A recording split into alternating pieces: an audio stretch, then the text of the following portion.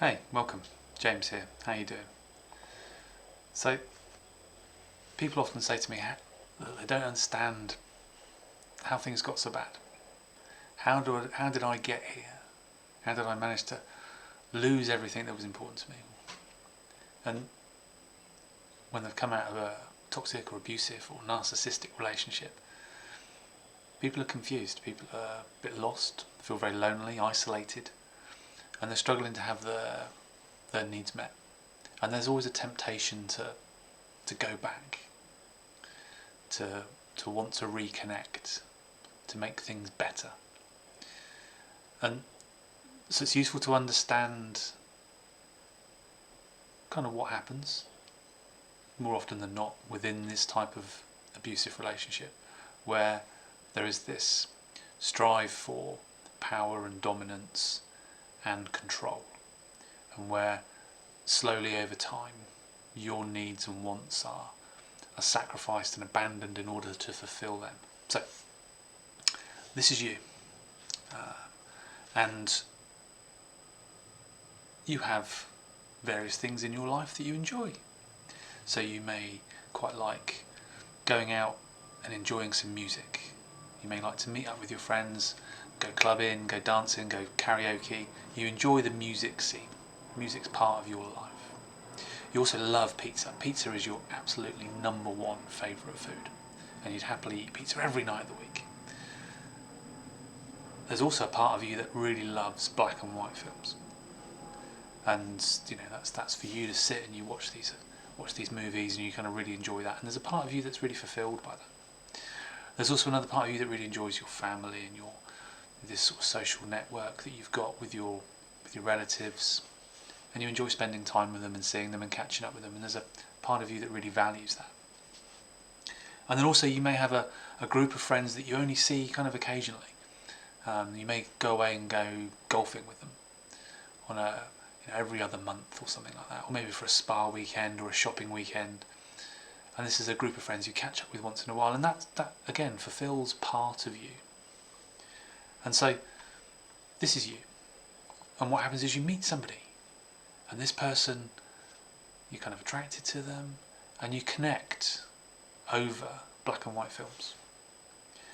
You share this mutual love of black and white movies, and this person gets you, they understand you, they connect with you, and you get really excited because nobody else in my world understands my love of black and white movies, but this person does. They get me.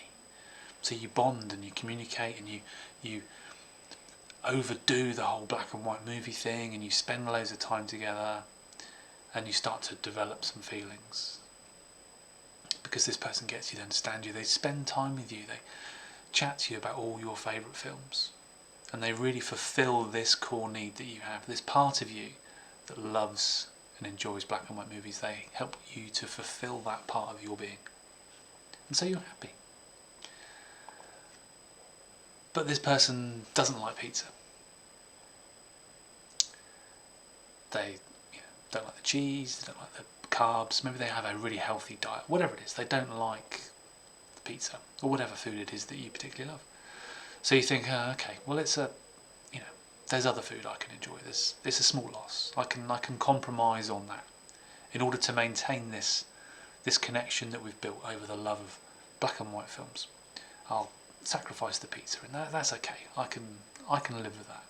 It's still a good, strong relationship, and all relationships are built on a little bit of compromise, a bit of give and take, and giving up pizza doesn't seem like a big deal. And then it comes up to that weekend where you're going to go away and you're going to meet your old friends, and you're going to go and have that golfing weekend or that spa weekend or that weekend away shopping, and they sabotage it in some way. They prevent you from going. They do whatever it is that they do to manipulate you into feeling bad about leaving them. And they justify it in, you don't need to go on that, it's expensive. Stay with me. Or they may feign an illness, or they may just make it really difficult and complicated for you to go, so that it's too much hassle for you to go. And you think, well, it's only one of those things I do every couple of months, it's not really important. doesn't really matter, I'll stay and we'll watch some black and white films and that'll be okay. And so they use these various techniques, and so you lose that part of you, and that part of you gets kind of lost and forgotten about, but it's okay because you've still got this connection and this love of black and white films.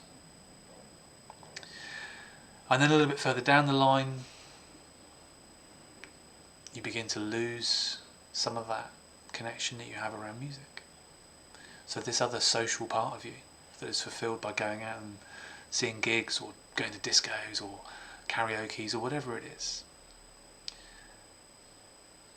The same techniques that worked for stopping you going on the golfing weekends could well be employed here. So the feigning the illness, the making it really difficult or making it complicated, or coming along with you and having a really awful time, or creating a scene so that you're embarrassed about it, or just kind of love bombing you before you go.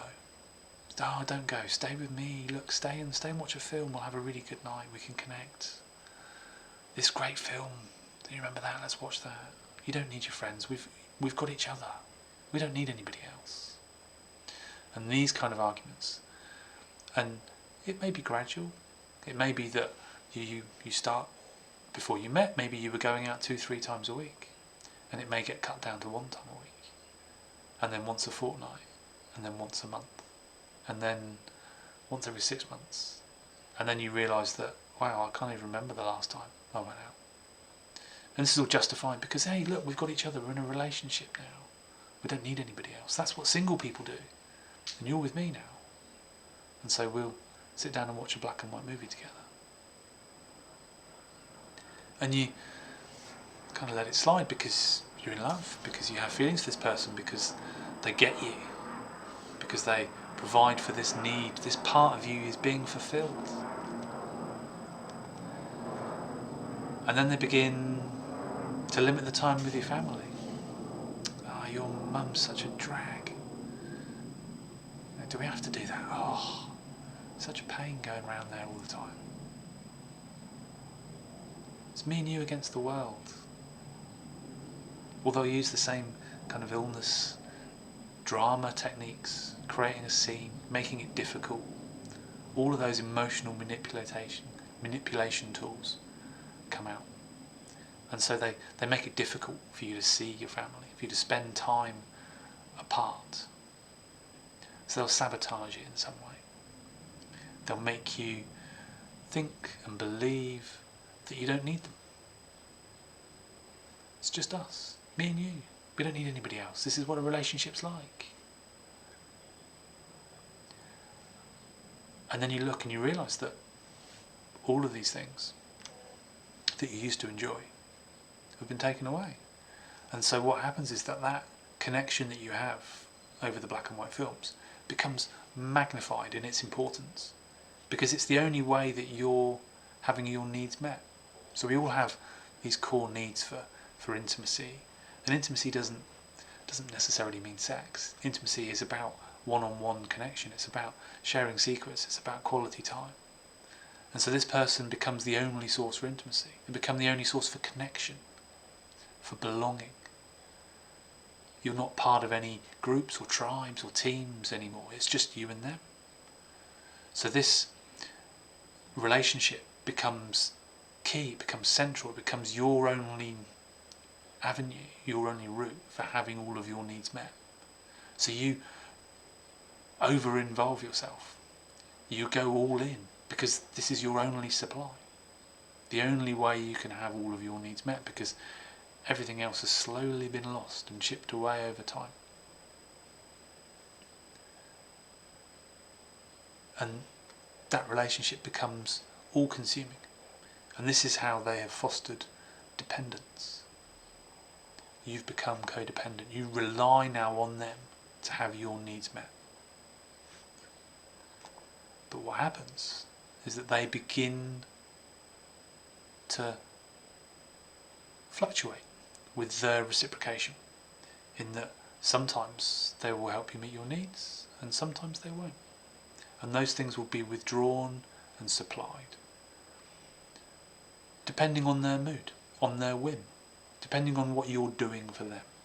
They can then use that promise of connection, of belonging, of intimacy in order to get you to do what it is that they want you to do. Now, it may be that they have areas and things that they enjoy. Maybe they like watching football or hockey, but you don't really enjoy that. But they'll get you to come and join in with that, to be involved with that, with the promise of then watching some black and white movies later on. Or maybe they're into porn, or maybe they're into drinking or drugs or whatever it is, or gambling. And so you compromise your own values, your own self, again, in order to please them, in order for them to then reciprocate, which is then sometimes it happens and sometimes it don't. And so you're confused, you're lost, you're in this state of relying on this person, of being dependent on them to meet your needs, and whether they do or they don't is outside of your control. And so you hang on and you wait and you cling to this hope that they're gonna give you what you want. They're gonna fulfill those needs for connection and attention and belonging and intimacy.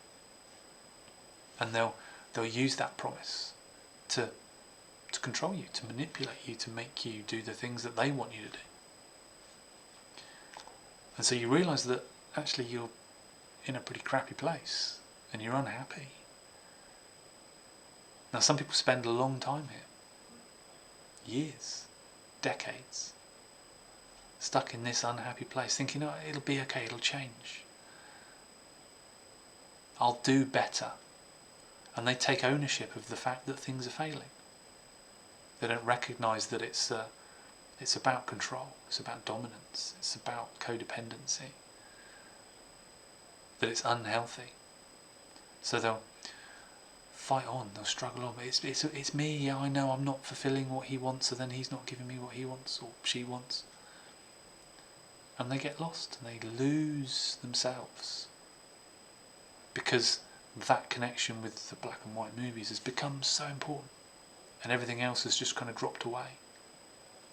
But the parts of you that loved all of those things, that enjoyed that took pleasure from eating pizza, that took pleasure from music and dancing, that took pleasure from going having a weekend away with your friends, that took pleasure from spending time with your families, all those parts are still within you, but they're unfulfilled. And those are the parts of you that make you feel kind of anxious, because they'll try and make themselves known, those parts. So they'll be unsettling, and you'll feel a bit lost, a bit unhappy, a bit sad. And that's because these parts are trying to make themselves known. They're trying to say, hey, remember when we used to do that? That was fun. You enjoyed that. That was you. And now you're doing all this other stuff that's not you. And so you try and suppress them, you push them down and go, no, but I've got this person in my life now. Things are different. But eventually it gets to the point where you have to go, no, I'm too unhappy. I'm gonna split. I'm gonna break up. And that leaves you in a place of even more solitude and even more loneliness, because now none of your needs are being fulfilled. And so you look around and think, oh, what have I done? My one supply, I've cut them off. So the temptation is to rush back, because you're looking at all these things that you need to be fulfilled. All these senses of belonging, connection, intimacy, none of those things have gone away.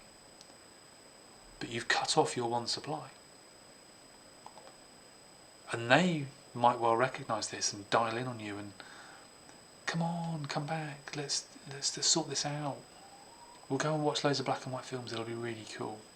Be just like it was before. I'll change, we'll do stuff differently. And that promise is there, and it's dangling you back in. And because your mind recognised that is an easy way for you to have some of your needs met and fulfilled, because at the moment you're getting nothing fulfilled. Your mind and brain tricks you because it likes stuff simple. It likes stuff that's repetitive. It knows what you've done before. It'll always take the easiest strategy to achieve what it is that you want to achieve. And if what you want to achieve is feeling belonging and connection and intimacy and love and satisfaction, it'll go, well, what's the easiest thing that I can do? Ah, yeah, this person here. And look, they're being nice to me. And so the danger is you fall back in. But nothing really is ever going to change. And accepting that is a huge step on the road to breaking free and recovering. Accepting that this is a pattern of dominance, of manipulation. And that despite all the promises, despite all the assertions that they may make, it's not going to change. At some point you're going to be back in this place again. Isolated, lonely, unfulfilled. Giving yourself up in order to keep them happy, to try and find that moment when they reciprocate. Dangled like a carrot, this promise of, oh yeah, we'll connect on, we'll do that. But in order to do that, you need to do some stuff for me. And then they'll make you feel bad about your demands, because you'll want to connect on that the same way you connected before. And they'll be like, oh, you're too much, slow down. And then you'll feel guilty, and then you'll take it all on you again. And this is another way of emotional control. So at this point, when they're coming back at you, when they're saying, come on, it'll be different, I'll change, this is when you need to be strong. This is when you need to enforce your boundaries. When you need to push through. This is why no contact is so important, especially in those early stages, because you need to draw a line under it. You need to recognise that that is unhealthy, and that is the thing that's making you unhappy, and so that needs to stop.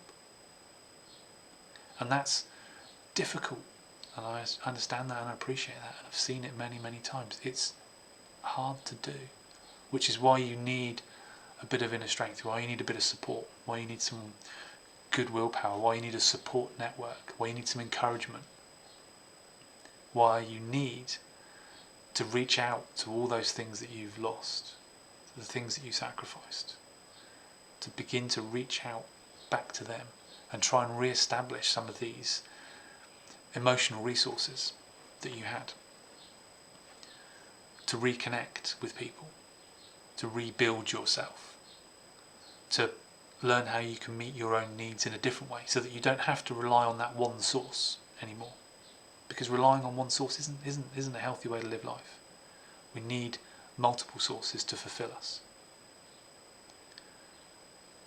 So shrinking down that reliance on that one person by expanding your available resources, by giving yourself options, is so effective and so important to do. And over time, if you maintain those firm boundaries, if you stay no contact, if you minimise those thoughts of that you need them, that they're the only way that you're going to have your needs met, and you begin to reconnect with your family and your friends, you reach out, or you create new resources, you join new groups, you find new friends, you find new interests, you change your perspectives, you grow as a person, you become somebody different. You're no longer that person that relied on them for everything, that was hanging on to them, clinging on to them in this codependent, abusive cycle. So for recovery, two really crucial and important points. One is acceptance. Acceptance that this is an unhealthy relationship. Acceptance that something has got to change, and that something is you, because they're not going to change. Accepting that they are who they are, that this is what they do, and whether you think it's an illness or a technique, whether you believe that they're aware of it or unaware of it, whether they're a covert or a grandiose narcissist, none of that matters. It's not about them. It's not about redeeming them. It's not about giving them some kind of awakening moment when they suddenly realise, oh no, I've been terrible all this time too. Yes, I apologise. I'm going to change everything. Accept that that isn't going to happen. Accept that the only thing you can control is you. acceptance is really important. And then the second part is reconnecting, is reaching out, is finding new ways and re-establishing old ways to have your emotional needs met, so that you've got a broader support system,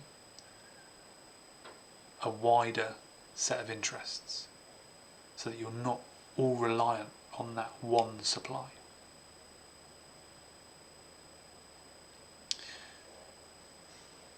So, try those things. If you have any questions, pop them in the comments or message me directly. And if you are struggling with this, if you are at that place where you know something has to change and you can't find the strength, you can't find the systems, the techniques, the willpower to reconnect, to get help, then let's have a conversation. Understanding your needs is a really important part of this. Knowing that they control the supply for your needs, accepting that, recognising that, and doing what you can to change it is so important on the road to recovery, to the road to building yourself back up, to regaining your confidence, your self-belief, to being able to then go on and build stronger, healthier relationships in the future, the relationship that you deserve. If you need a bit of help with that, then let's have a conversation. Thanks for watching.